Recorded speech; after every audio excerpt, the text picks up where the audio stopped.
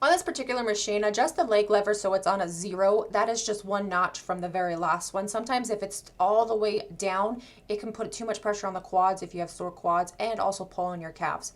As far as the ankle pad, I always just make sure it's as close to the machine as possible. Now, I very rarely have to adjust the arm, but if it's too low, you may feel that you have too much of a stretch in your hamstring before you even start the exercise, or you also may feel lightheaded because all the blood is rushing to your head. You don't want to be too declined, so you can usually adjust the arms on these if you need to. When you're into position, you're going to use your hamstrings to bring that ankle pad as close to your butt as possible, but make sure that you're not arching your low back while doing this. To prevent that, I often will push my hips into the pad because you don't want your hips to come off. You can see here a couple bad reps. It looks like you can almost stick your hand underneath my hips. So really dig your hips into the pad while bringing your ankles towards your butt.